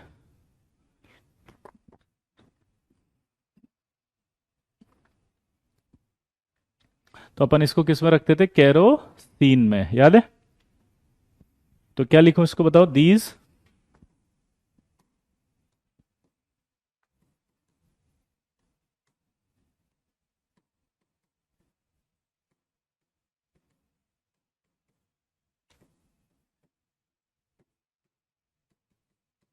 more reactive due to low ionization energy. So these metals are more reactive due to low ionization energy and form ionic compound. ये क्या बनाती हैं?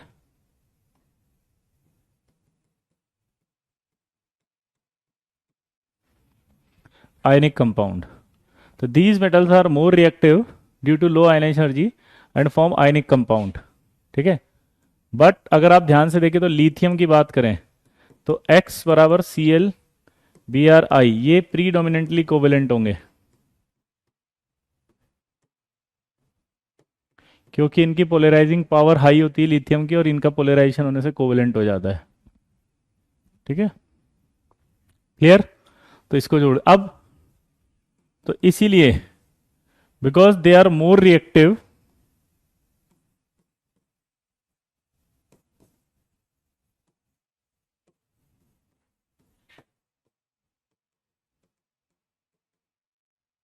they kept in organic solvent.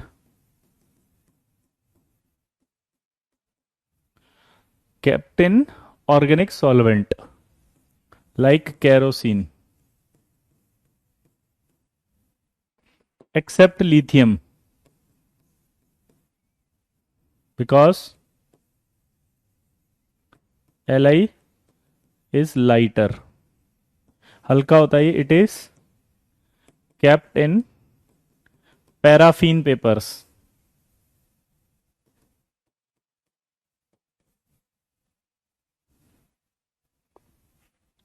It is kept in paraffin papers. Predominantly का मतलब ज्यादा character covalent है इसमें. ठीक है, अब इधर देखो, जब आप इसको केरोसिन में ऐसे डाल दोगे तो लिथियम क्या होता है? हल्का होता है. हल्का होता है वो फ्लोटिंग करता हुआ ऊपर आ जाएगा. तो फ्लोटिंग करता हुआ ऊपर आएगा तो क्या होगा? एयर से कनेक्ट हो सकता है. तो एयर से कांटेक्ट में आके रिएक्ट कर जाता है, इसलिए इसको केरोसिन में नहीं रखते. कभी याद है आपको एल्यूमिनियम फॉइल आती है जिसमें पराठे रख के माता जी भेजती थी ताकि वो गर्म रहे? याद है? यस सार्थक, यू कैन डू इट. याद है एल्यूमिनियम फॉइल होता था उसमें रख के भेजती थी. तो उसी तरह से पैराफिन पेपर होता है, उसमें रख देते हैं लिथियम और उसको रैप करके रख दिया जाता है. पैराफिन जो होता है वो आपको पता है क्या होता है? पैराफिन होता है लेस रिएक्टिव पेपर. जैसे एल्केन्स होते हैं ना, उनको पैराफिन्स भी कहा जाता है because alkanes are less reactive. Alkenes जो होती हैं उन्हें ओलिफिन्स भी कहा जाता है. क्या कहा जाता है? ओलिफिन्स. तो इस तरह से वो पैराफिन में रखते हैं. क्लियर दोस्तों? तो आपको क्या सीखा कि भाई these metals are more reactive due to low ionisation energy and form ionic compound except ये. They are more reactive so they kept in organic solvent. किस में डाल देते हैं? ऑर्गेनिक सॉल्वेंट में. Except lithium because lithium is lighter. वो हल्का होता ऊपर आ जाएगा. तो it is kept in paraffin papers. Clear? Covalent nature का नहीं कर सकता मैं सप्तांशु. मैंने हाथ जोड़ के निवेदन किया है कि आप हेजांस रूल पढ़ें. आयनिक बॉन्ड पढ़ाया था, कंपाउंड. मैं आप लोगों से रिक्वेस्ट करता हूं प्लीज, शत शत नमन है मेरा आप सभी को, उन समस्त विद्यार्थियों को जो मुझसे ये पूछें अगर कि इसकी कोवेलेंट नेचर क्यों है, ये पोलराइजिंग पावर ज्यादा क्यों है, इसमें ये कैरेक्टर क्यों है. इसके लिए एक पूरा टॉपिक पढ़ाया था फेजांस रूल. कृपया मुझ पर एक एहसान करना कि आप आयनिक कंपाउंड फेजांस रूल वाला टॉपिक पढ़कर आना. कम से कम पहला लेक्चर ही पढ़ लेना. सिर्फ एक लेक्चर पढ़ लेना. वो एहसान भी कर देना मुझ पे. अगर वो एहसान कर दिया सप्तांशु तो जिंदगी भर एहसानमंद रहूंगा मैं तेरा, क्योंकि ऐसे डाउट नहीं आएंगे पूरे एस ब्लॉक में.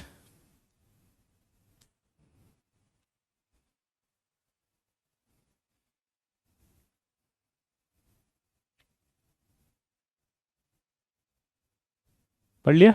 चलिए आगे बढ़े.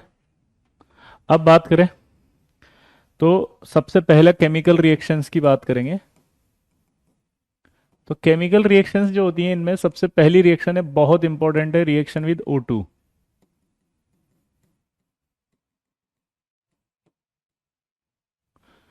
लिथियम की रिएक्शन जब O2 से कराते हैं तो लिथियम ऑक्साइड बनता है.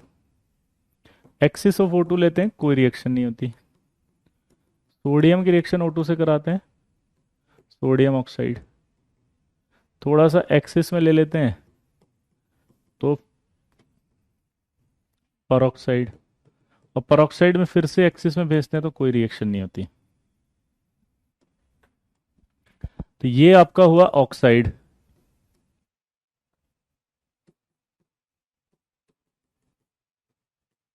ये हो गया परऑक्साइड। और जब पोटेशियम की रिएक्शन कराते हैं, पोटेशियम मतलब सारे बचे हुए, पोटेशियम, रुबीडियम, सीजियम,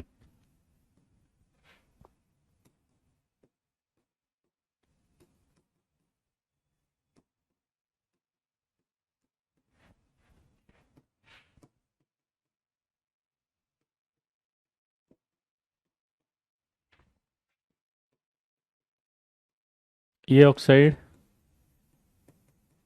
ये परऑक्साइड, और ये सुपर ऑक्साइड। अब सवाल क्या बना कि यार ये जब होता है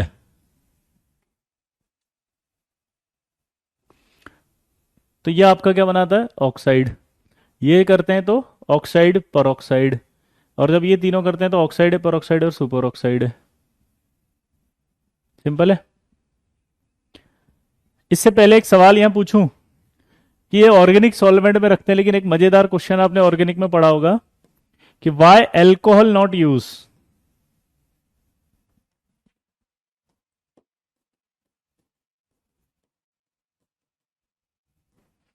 आप इनको स्टोर करने के लिए अल्कोहल यूज क्यों नहीं करते, जल्दी बताओ। अमन आज है ना नेक्स्ट चैप्टर चालू कर दिया है, आज एस ब्लॉक चल रहा है बेटा अमन।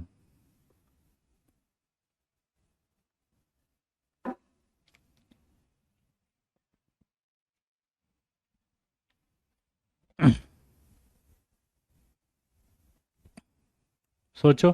नहीं, ये अल्कोहल के साथ रिएक्ट करके कंपाउंड बना लेते हैं, मतलब अल्कोहल से रिएक्ट कर लेंगे ये, जैसे अल्कोक्साइड आपने ऑर्गेनिक में पढ़े होंगे। आपने क्या पढ़े होंगे ऑर्गेनिक के अंदर ये, तो उसमें क्या होता था, एल्कोक्साइड बना लेते हैं, ये एल्कोक्साइड। तो एक एल्कोक्साइड बना लेंगे तो फिर तो यूज इसने क्या करा, रिएक्ट ही कर लिया, तो फिर स्टोर करने का फायदा क्या हुआ।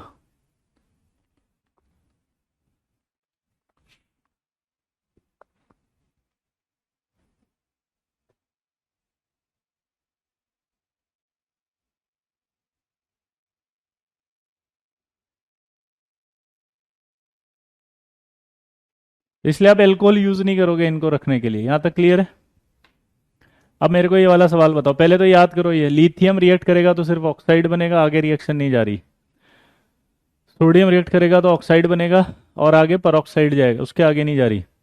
लेकिन जब आप पोटेशियम, रुबिडियम, सीजियम लेते हैं तो फिर ऑक्साइड भी बन रहा है, परऑक्साइड भी बन रहा है, सुपर ऑक्साइड भी बन रहा है। ठीक है। अब यहां पर मजेदार बात समझना, मैं एक चीज बता ही देता हूं, इसको कहते हैं फाई। फाई मतलब होता है पोलराइजिंग पावर,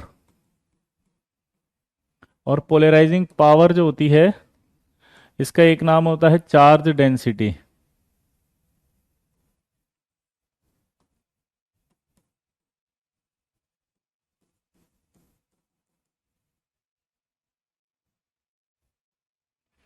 इसका एक नाम और होता है चार्ज डेंसिटी, और इसका मतलब होता है चार्ज अपॉन साइज। ये चार्ज डेंसिटी का फॉर्मूला होगा। अब ये लिथियम हो गया, सोडियम, पोटेशियम, रुबिडियम और caesium, beryllium, magnesium, calcium, strontium और बेरियम। अगर आप नीचे आते हैं तो साइज बढ़ेगा, आया ना। अगर अगर साइज बढ़ेगा तो दिमाग की बत्ती जलाओ, अगर ये साइज बढ़ेगा तो चार्ज डेंसिटी क्या होगा, कम होगा। चार्ज डेंसिटी कौन सी, क्योंकि ये प्लस चार्ज रखते हैं,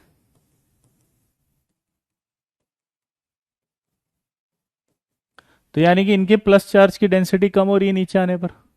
तो अगर मैं आपसे पूछूं कि सबसे ज्यादा प्लस चार्ज की डेंसिटी किस पर है, तो आप क्या बोलोगे बताओ।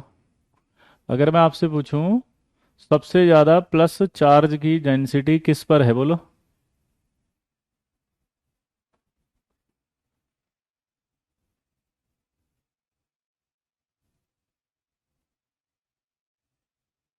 अरे अभी इसको छोड़ दो ना, ये तो एल्कलाइन अर्थ मेटल में आएगा, तुम इसकी बात करो बस। अभी एल्कली मेटल पढ़ रहे हैं ना। इनमें लिथियम वाली सीरीज में सबसे ज्यादा चार्ज की डेंसिटी किस पर है, जल्दी बताओ।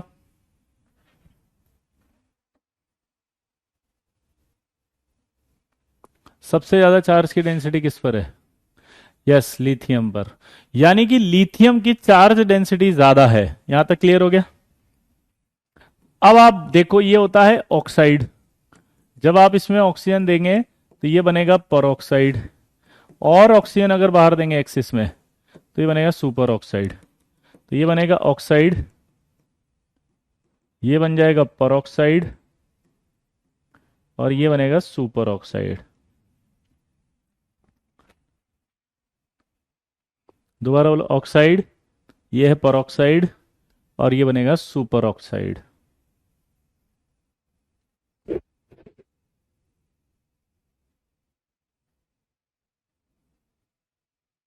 दोबारा बोलो।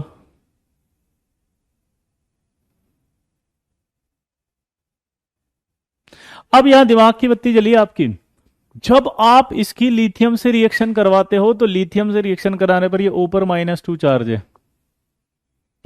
जब आप लिथियम की रिएक्शन कराते हो तो ऑक्सीजन जो उस पर -2 चार्ज है, तो लिथियम क्या करता है, उस -2 चार्ज को होल्ड कर लेता है, उसकी चार्ज डेंसिटी ज्यादा है। तो -2 चार्ज होल्ड कर लिया, इसलिए वो यहीं रुक गया है। अब आप ऑक्सीजन और भी दोगे तो रिएक्शन आगे नहीं होगी, क्योंकि उसके -2 चार्ज को होल्ड करने की कैपेसिटी लिथियम के पास है, क्योंकि लिथियम की चार्ज डेंसिटी ज़्यादा है। सोडियम पर आओगे, थोड़ी चार्ज डेंसिटी कम होगी, तो वो -2 को होल्ड नहीं कर पा रहा। इसलिए क्या होगा, जब आप रिएक्शन करवाओगे एक्सेस ऑफ O2 से, तो वो थोड़ा चार्ज को कम करना चाहता है ताकि होल्ड कर ले। तो जब वो यहाँ आता है तो उस पर ऑक्सीजन पर एटम पर देखोगे चार्ज घट गया। तो ऑक्सीजन पर एटम पर चार्ज क्या हो गया, घट गया। दोबारा बोलो, ऑक्सीजन पर एटम पर चार्ज घट गया। तो अगर ऑक्सीजन पर एटम पर चार्ज घट गया तो अब क्या हुआ, उसको आसानी से होल्ड कर सकता है सोडियम, क्योंकि उसकी पोलराइजिंग पावर कम थी तो उसको चार्ज कम चाहिए। पोटेशियम, रुबिडियम, सीजियम पर और कम हो गई, और कम हो गई, तो वो क्या हुआ, ऑक्साइड का -2 होल्ड नहीं कर पाए, यहाँ पर O2 पर ऑक्सीजन पर नहीं होल्ड कर पाए, इसलिए वो यहाँ गए सुपर ऑक्साइड, क्योंकि चार्ज और कम हो गया। तो अब उसको होल्ड कर लेंगे आसानी से वो। तो ये चार्ज डेंसिटी की वजह से इनके प्रोडक्ट में चेंज आ रहा है। और आपसे IIT JEE के अंदर डायरेक्ट प्रोडक्ट पूछेगा वो, कि लिथियम से रिएक्ट करते हैं तो क्या बनता है, सोडियम से रिएक्ट करते हैं तो क्या बनता है, और पोटेशियम, रुबिडियम, सीजियम रिएक्ट करते हैं तो क्या बनता है। समझ रहे हो?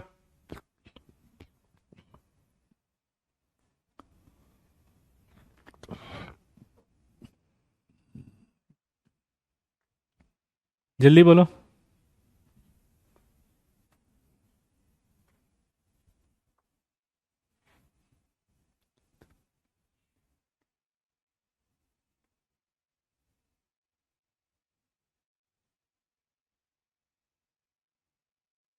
बोलो। और एक रीजन और दे सकते हो आप सॉलिड स्टेट से, कि these metal cation stabilise,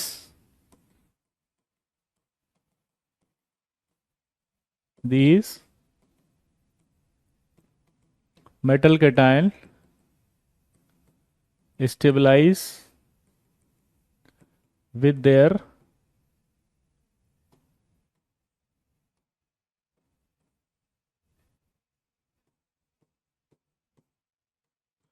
comparable size of anion.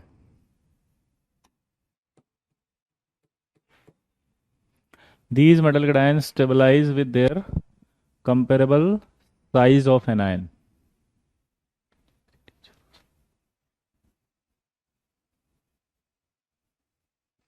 अगर एक्सेस ऑफ ऑक्सीजन बोले तो क्या बोलेंगे, तो फाइनल प्रोडक्ट पूछेगा तो KO2, वरना तीनों बोलेंगे, K2O भी बोलेंगे ऋतुराज, K2O2 भी बोलेंगे, और KO2 भी बोलेंगे, तीनों बनेंगे, है ना। और फाइनल स्टेबलाइज प्रोडक्ट पूछेगा तब KO2 बोलेंगे। ठीक है, समझ गए बेटा? तो ये इस सॉलिड स्टेट से भी आंसर जाता है इसका, कि these metal cation stabilised with, बोलो, their comparable size of cation anion. ठीक है, अगला देखो, ये रिएक्शन बहुत इंपॉर्टेंट थी, ठीक है ना। सेकंड रिएक्शन आती है रिएक्शन विद वाटर, ये भी बहुत इंपॉर्टेंट है, ये भी पूछी जाती है भाई। रिएक्शन विद वाटर में देखो क्या होगा। ये मेटल प्लस वाटर है, तो जब रिएक्शन होगी तो MOH प्लस H2 बनेगा। ये M आ गया, यहां से ये H2 आ गया। ये आपका, समझ रहे बात को। अब आपसे क्वेश्चन पूछा है ऑर्डर ऑफ रिएक्टिविटी। आपसे क्या पूछा उसने क्वेश्चन, बताओ ऑर्डर ऑफ रिएक्टिविटी क्या होगी। तो मेरे हिसाब से तो देखो ध्यान से, यहां से ये ऑक्सीडेशन हो रहा है इसका, तो आप सोच के बताएंगे, मुझे नहीं पता। सोचो एक बार, ट्राई करो क्या होना चाहिए order of reactivity.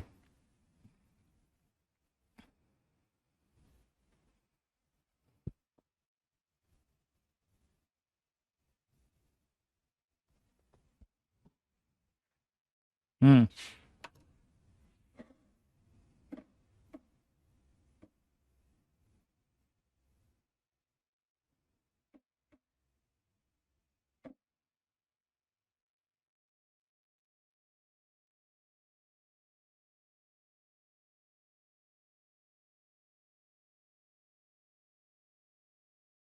Lithium most reactive बोल रहे हैं, लेकिन आंसर है उल्टा। ठीक है, ये खतरनाक चीज थी जो मैंने कहा था ना, इंपॉर्टेंट। अब देखो, लिथियम लिथियम जो होता है वो जेंटली रिएक्ट विद वाटर, बहुत प्यार से करेगा, धीरे धीरे। सोडियम को डाल दो,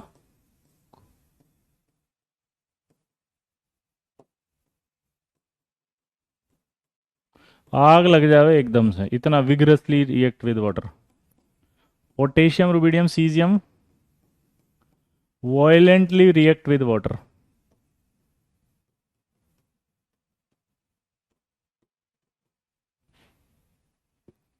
ठीक है, ये अब आया। अब ये तो समझ में नहीं आ रहा, मेरे हिसाब से तो आंसर लिथियम आना चाहिए था, लेकिन आंसर उल्टा आ रहा है। ऐसा क्यों, सोचो।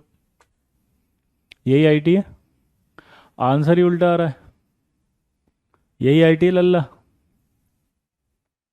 हम्म। आप डाल के देखोगे तो, लिथियम को देखोगे तो आराम से ऐसे ऐसे घूमता रहेगा। देखो मैं आपको दिखाता हूँ, मैं आपको इसको थ्री इसमें वीडियो दिखा देता हूँ, चलो। गूगल पे दिखेगा क्या वीडियो?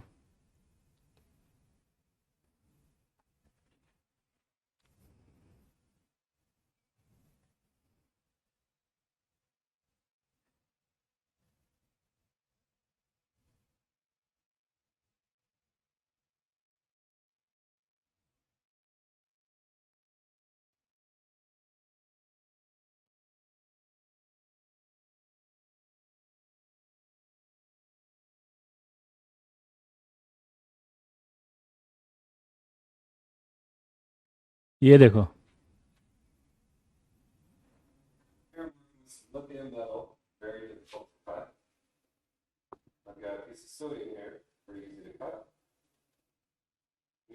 ये कट हो गया। देखो आपने कहा था ना, इजीली कट बाय नाइफ। ये कट हो गया, देखो सोडियम खट से कट गया, ये देखो, नाइफ से काटा, कट गया इजीली।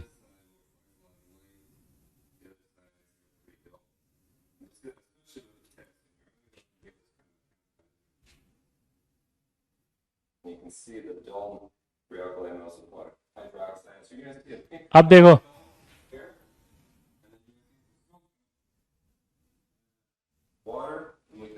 ठीक है, अब ध्यान से देखना इधर क्या हो रहा है, ऑब्जर्वेशन।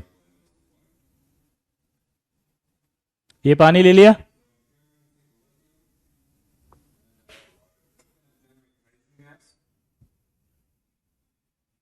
ये गया। देखो इसका ऑब्जर्वेशन देखो,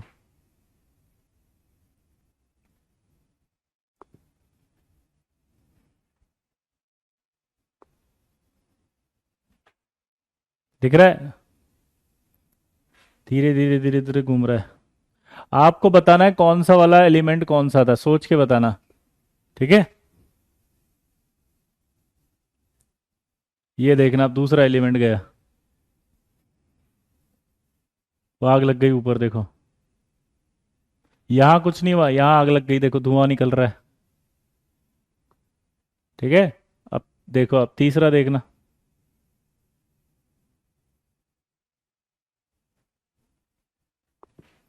तीसरा बताना अब आप कौन सा है।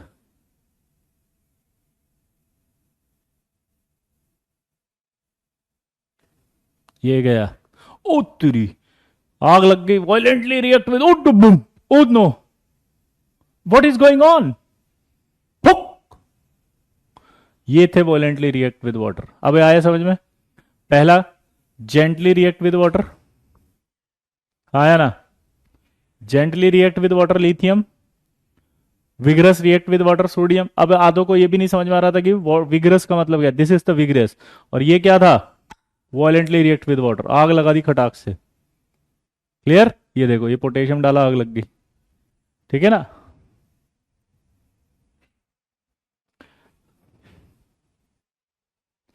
आई होप ऑब्जर्वेशन समझ में आ गई, क्रिस्टल क्लियर कैसी ऑब्जर्वेशन होती है। लेकिन अब इसका एक्सप्लेनेशन पूछेगा वो। अब एक्सप्लेनेशन क्या है वो देखो। क्या बोला जल्दी बताओ, एक्सप्लेनेशन क्या है वो देखो।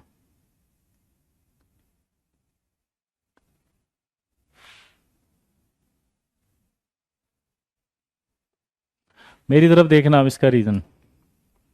तो इसको लिखना पड़ेगा कि this explanation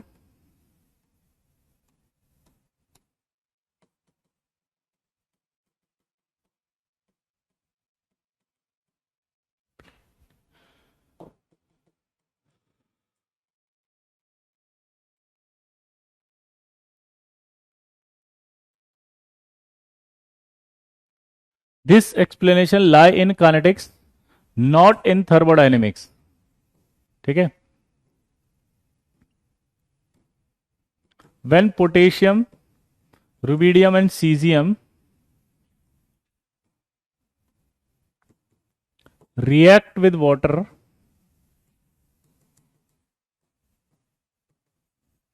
then heat of reaction is sufficient to make it melt or vaporize.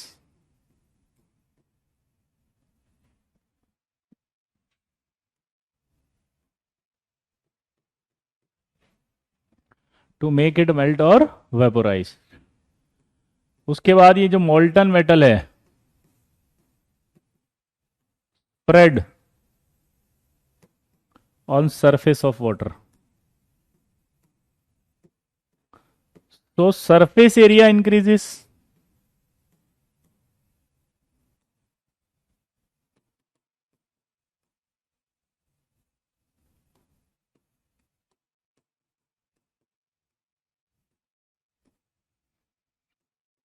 and reaction becomes faster.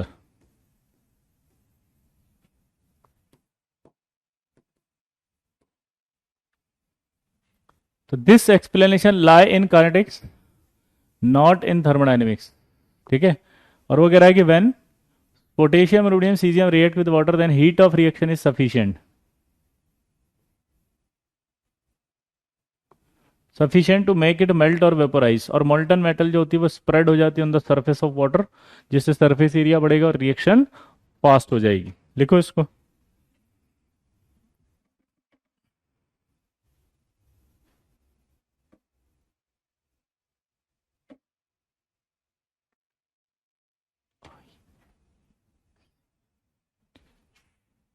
लिख लिया।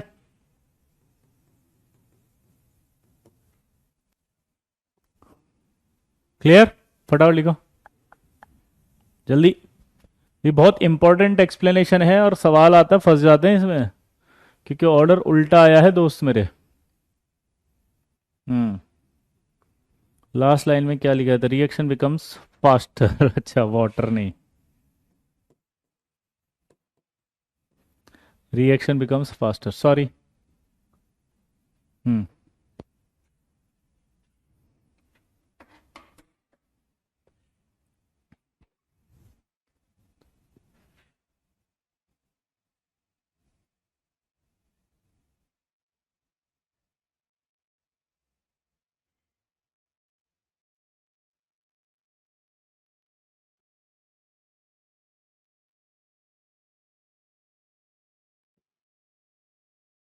ऑर्डर उल्टा कहाँ लिख दिया? सही तो है, लिथियम। ये रिएक्शन सबसे फास्ट हो रही है ना, सही लिखा है।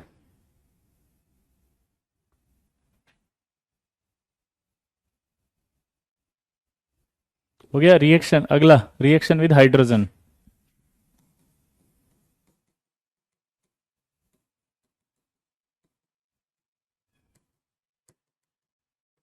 ये जो हाइड्राइड बनेंगे, ये हाइड्राइड आयनिक होते हैं, पहला पॉइंट। आपसे क्वेश्चन पूछेगा कौन से हाइड्राइड है, तो क्या बोलोगे? आयनाइक। दूसरा, क्रिस्टलाइन सॉलिड होंगे। सॉलिड होंगे तो नॉन कंडक्टर होंगे in solid state, but in molten state conductor होंगे।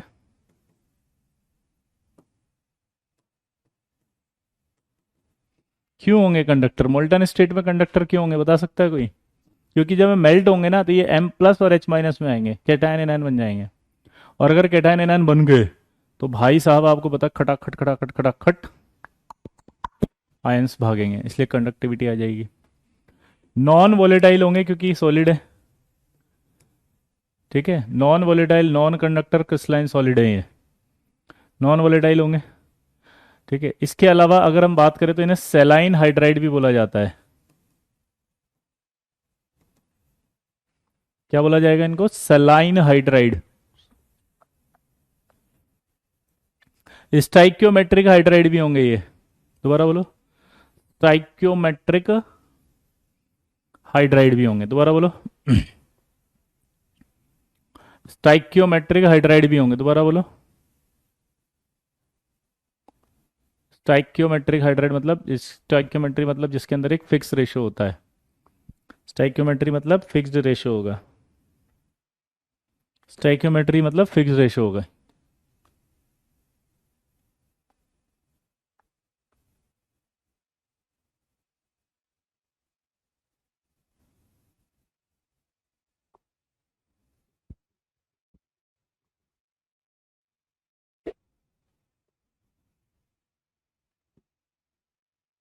हाँ, तो ये सारी हाइड्राइड। अगर ऑर्डर ऑफ रिएक्टिविटी पूछा जाए,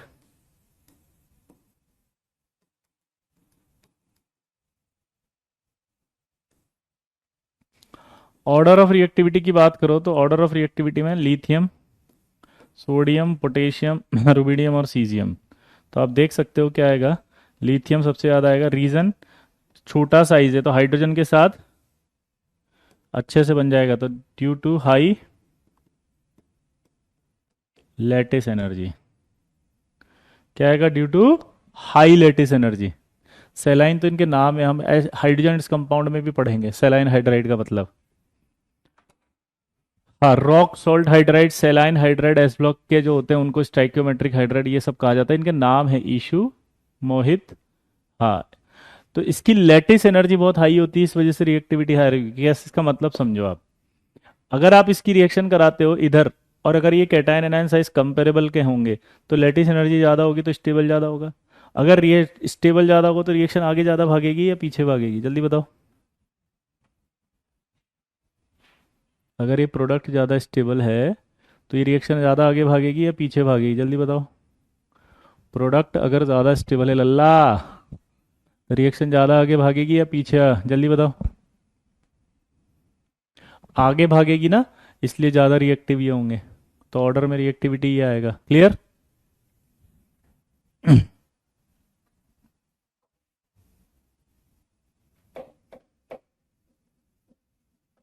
अगला देखो, रिएक्शन विद नाइट्रोजन।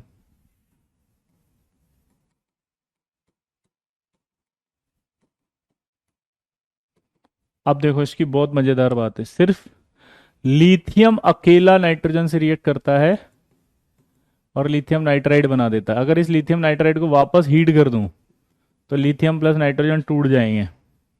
और अगर मैं इसका क्या करा दूं, हाइड्रोलिसिस।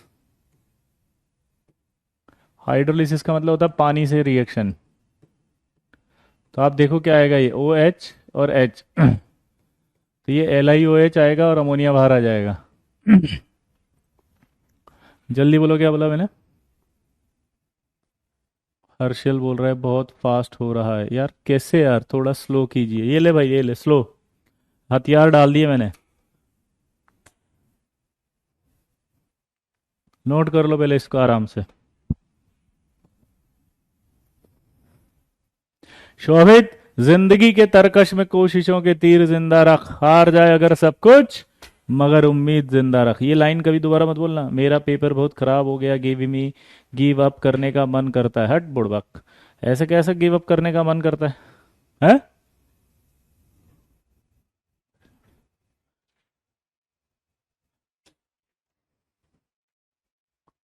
फास्ट फास्ट नहीं हो रहा है, टाइम अप। अरे रुक जा, भी 2 मिनट है भाई, रुक तो सही, लिख तो ले। हाँ, और एक बात और याद रखना शोभित, न थके हैं पैर कभी, न हिम्मत हारी है, और हौसला है कुछ कर गुजरने का, इसलिए अभी भी सफर जारी है। तो जब तक कुछ नहीं कर लेते तब तक कुछ निपटा देना बस, समझ गए? अगला देखो। तो मैं ये कह रहा था कि लिथियम जो होता है वो नाइट्रोजन से रिएक्ट करके लिथियम नाइट्राइड बनाएगा, है ना? और अगर इसका हाइड्रोलिसिस कर दें, यानी पानी से रिएक्शन कर दे, तो आपको पता है ये प्लस इस माइनस के साथ जाएगा, तो अमोनिया बन गया, और ये अलाइज बन जाएगा। नाइट्राइड को हीट कर दें तो ये टूट जाएगा, ठीक है? अगर लिथियम के अलावा हम कोई लेते हैं, सोडियम, पोटेशियम, रुबिडियम और सीजियम, ये अगर कोई और लेते हैं तो उस कंडीशन में रिएक्शन नहीं होती।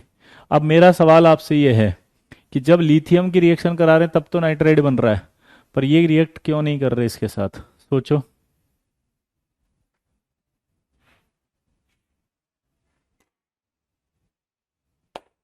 जल्दी बोलो।